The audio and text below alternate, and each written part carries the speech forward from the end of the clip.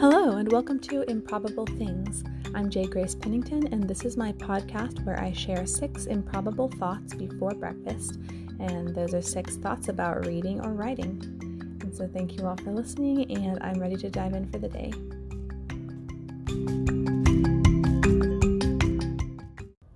But first, I wanted to apologize for missing last week. That was because I lost my voice yet again due to allergies, and obviously that really is not going to work for podcast recording. So thankfully the past couple days it's finally come back again. Here's hoping it's the last time for the year, but regardless, I'm glad to be back. And I've got lots of interesting updates to share. So number 1, let's see, I think it was 2 days ago, I finished the big rewrite on Firmament Series. So that's the part where I go through and retype the entire thing. And so that is definitely very time consuming, but I'm really happy with how it turned out. I was definitely able to, I think, incorporate the slightly bigger changes that I need to make. I was able to, incorporate them kind of holistically into the story. At least, from my perspective, I think it worked out well. I think that I was able to make a lot of improvements, and honestly, I'm happy with how it's turned out. And now all I need to do is go through it, just kind of smaller edits now, just kind of going over it with a fine-tooth comb over the next couple of days before I send it off to be, to my actual editor, and just doing things like, obviously looking for mistakes, but then also just, sentences that don't sound quite right. I read it aloud to myself so that I can see if there's something that just sounds weird, if I'm repeating words close together, all those kinds of things.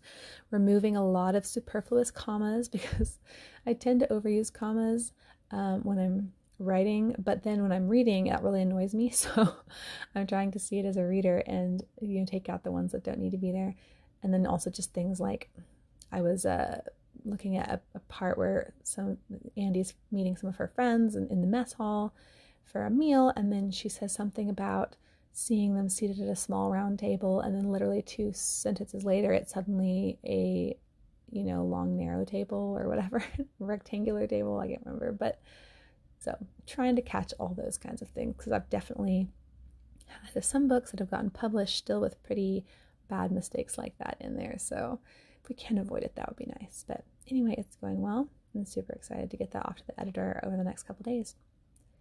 Number 2, one thing that I've seen a lot in this book and all my writing that I've had to work on in the editing stage, so like the commas problem, is the word slightly.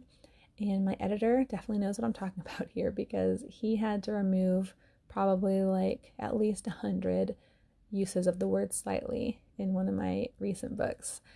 And so I would have thought I would have learned my lesson after going through all of that. But I still kept finding it in there when I was rewriting. And it's just such a crutch word, because, I'm wanting to say, I don't know, I feel like for me too, it's sort of like not wanting to fully commit to whatever motion or tone I'm describing. Like if I don't want to full on say that such and so sounded angry, I'll say they sounded slightly angry, or if someone was startled and they jumped, but I don't want to like full on say they jumped, so I'll just say that they jumped slightly. And I think it's a little bit of a cop out the way that I use it, and I need to just fully commit to these actions. And so, obviously there's a place for it. I may have left 1 or 2 in, but I really am trying to pretty much do away with that word.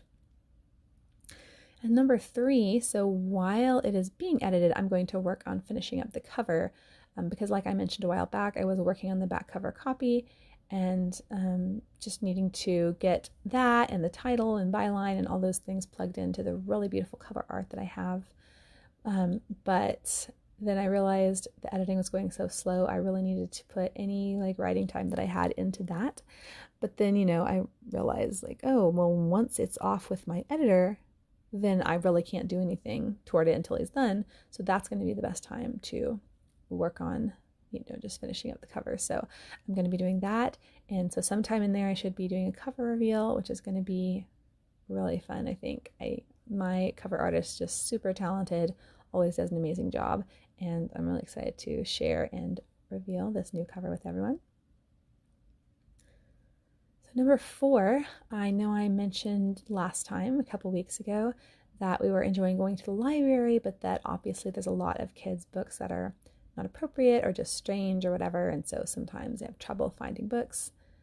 And so last week, we decided to go to a toddler story time at our local library, and I'd been wanting to do it for a while, but either it was a day we couldn't make it, or they weren't having the program at that time or whatever. So then they started up something for the summer on Tuesday mornings, and so we were really excited, and I took my girls, and so at first it was super cute. The girls were having fun. They're doing little songs and little like dances, and it was really cute. Lots of other toddlers there. There was probably like 20 other families there. Like the room was pretty full. And then the lady starts reading this book about families and different kinds of families, and starts saying that, some families have 2 dads and some have 2 moms, etc. And I was just pretty stunned because I wasn't expecting that, in just a simple toddler story time. And I mean, I know things like that are very prevalent, obviously, and especially, this month. And, I know that there's things in libraries that have been going on, but just like in our little local Texas library for like very little kids, I was not expecting that. So I got my girls and took them out. Thankfully, they didn't complain. They just followed me, and we did something else fun. But it was just discouraging because, I feel like something like that should not be a time for controversial things. And, I was telling some people when I was talking about it later, it's like, I'm not asking them to read things, about Christianity or anything like that either. Like, I think all the parents there, we're just looking for something to occupy our kids, like get out of the house, have a, little fun experience together. We're not looking for anything that we have to like sit down and explain to little tiny kids. And so, I just want stories about, zoo animals, or, just innocent sort of nothing, like just fun stuff for kids. So I was definitely unhappy about that, and just wondering, where can I take them that, is going to not be something that I feel like I'm going to have to protect them from. And obviously it's harder and harder in this world, and finding that balance where obviously they will be exposed to things and I will have to talk to them about it, but I don't really want to be explaining these things to them right now while they're 2 and 3. So anyway, that was just an interesting experience, and we'll just have to find some different ways to enjoy the library, I guess. So number 5, am I currently reading? I'm finally reading a book called Death by Living by N.D. Wilson, and I bought this book like probably 10 years ago because a lot of my friends were obsessed with it, and I don't even think I have any contact with any of those friends anymore. Like, it's not people I'm really still friends with, unless I'm forgetting someone, which I probably am. But anyway, I had a lot of friends that really liked this book, and I found it on sale at Mardell, I think, and so I grabbed it, and then I just never got around to it because I have literally hundreds of books that I haven't gotten around to. So I have been reading it, and it's very interesting. I don't even know how I would describe it exactly. Like, it's Christian nonfiction for sure, but it's just a very unique style. It's very wrapped up in, life and story and, storytelling and living out stories and, that sort of thing, which I'm sure is why all my writer friends really related with it.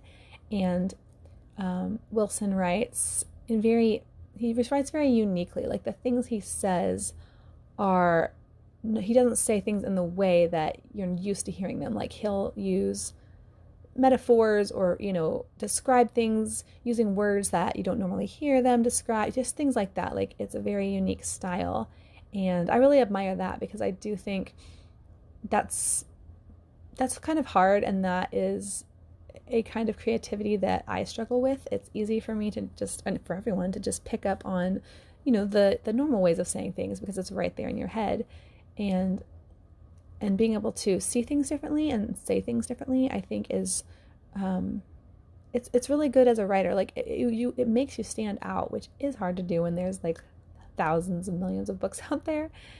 And so, I've read plenty of books, obviously, of Christian nonfiction, but this is one that stands out because of the style and the viewpoint of the writer. And so anyway, I'm only a few chapters in, but I'm definitely enjoying it, and just that perspective on like the beauty of life in the mundane, and fully living our stories is something that I really like.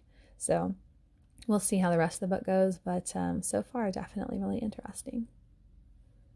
Number 6, I wanted to talk a little bit about the Firmament series as a whole and just the purpose and intention behind it, because actually this month it's 10 years since I published the first book.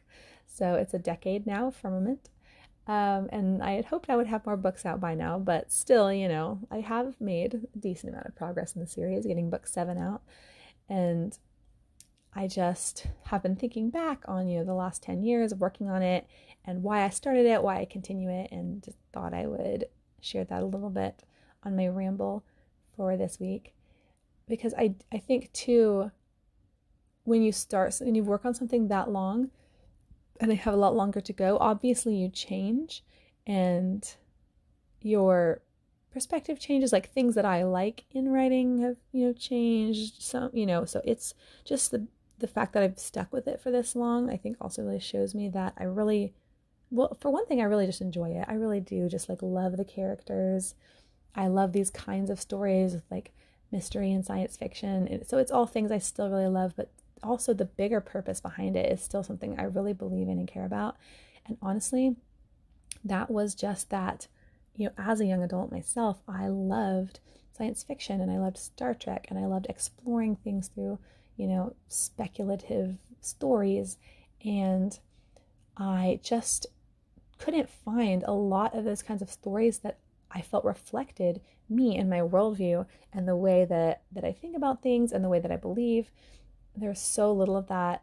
And again, especially for young adults, like there is obviously a lot of young adult fiction out there, and some is good, some is bad, whatever. But I just wasn't seeing like the kind of young adult science fiction that I wished I could be reading.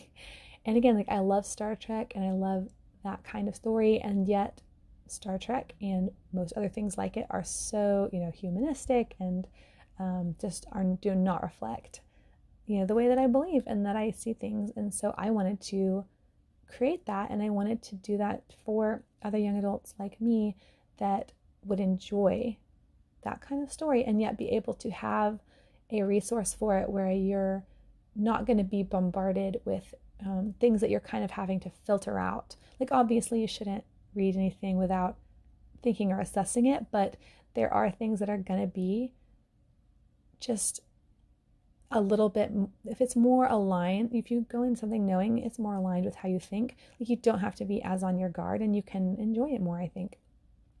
Anyway, and so I wanted to create that for other young adults, and I still believe that that is really a need. Like in the 10 years since I wrote that, I still haven't seen really anything else that is what I wanted.